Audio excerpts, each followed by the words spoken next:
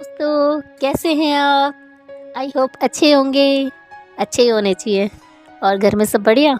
हाँ जी, सब बढ़िया ही होना चाहिए। दोस्तों आज हम आपके लिए लेके आए हैं एक ऐसी कहानी जिससे हमें कुछ ना कुछ हमें कुछ ना कुछ सीख दे के जाती है। और आज के कहें तो आज के दौर में इस कहानी का बहुत बड़ा रोल है हमारी लाइफ में, क्योंकि आज की डेट में ऐसे लोग बहुत मिल जाएंगे जो आपके बीच फूट डालना चाहेंगे।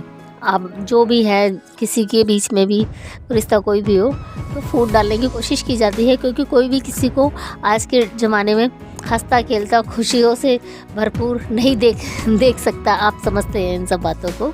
चलिए आज हम अब हम अपनी कहानी शुरू करते हैं। एक गांव में एक किसान था। किसान के पास 2 बैल थे।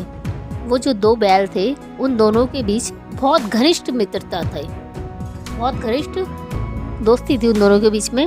वो दोनों एक दूसरे के लिए जान भी दे सकते थे अगर उनके ऊपर कोई अटैक करे या उनका कोई भी नुकसान पहुंचाए। आपको पता ही है हर किसी का अपना वो होता है, एक दायरा होता है। जैसे जानवर है तो जानवर को जानवरों से, इंसानों को इंसानों से, हर जगह कंपटीशन है। हर तरह थोड़ी बहुत जलन की भावना तो होती ही है। तो दोनों बैल थे, उन दोनों की बहुत बनती थी। तो ये सब चीज़ें देख के जो और बैल थे वो जलते थे उनसे कि इन दोनों के बीच में इन दोनों की दोस्ती कितनी पक्की है।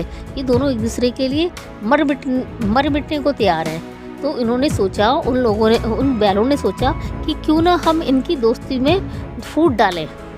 अगर तो दूसरों बैल औरों ने कहा ऐसे क्या होगा, क्या नहीं, फूट डालने में बहुत बड़ी वो है, ताकत है फूट में।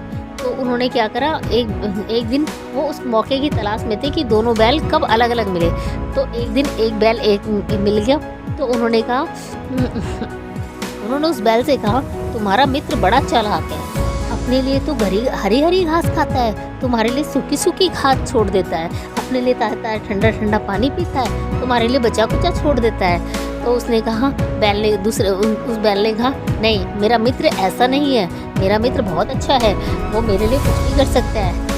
तुम मेरे बीच में ये इस तरह का कलह मत करवाओ, चले जाओ यहाँ से। तो वो उस बैल को भगा देता है। तो इन्होंने क्या करा, एक के कान में तो बात भर दी।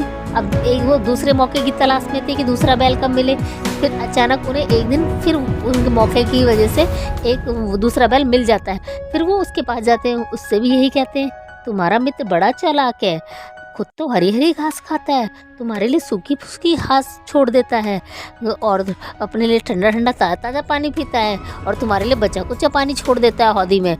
इस तरीके से फिर वो उस मित्र ने भी यही कहा कि नहीं, तुम ऐसा कुछ नहीं है, मेरा मित्र बहुत अच्छा है, मेरे लिए कुछ भी कर सकता है, ऐसा कुछ नहीं है। लेकिन जब उन्होंने सारी बातें कही तो वो उन्होंने इन बातों, उनके दिमाग में ये बातें कहीं ना कहीं थोड़ी सी घर कर गई।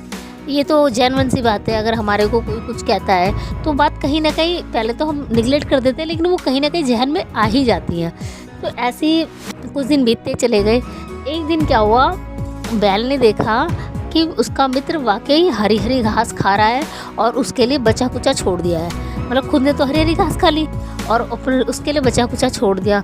अब उसने ये सब चीज़ें देखी तो उसके जहन में वही चीज़ आई कि ये तो वही बात हो गई जो उन्होंने कही थी।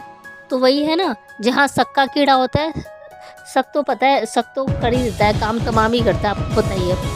शक इतनी बुरी चीज़ है। तो उसके जहन में यही बात आई। ऐसे ही उसके दूसरे वाले बैल मित्र ने, उसने भी यही चीज़ नोट करी। तो वो दोनों के जहन में कहीं ना कहीं वो बात घर कर गई।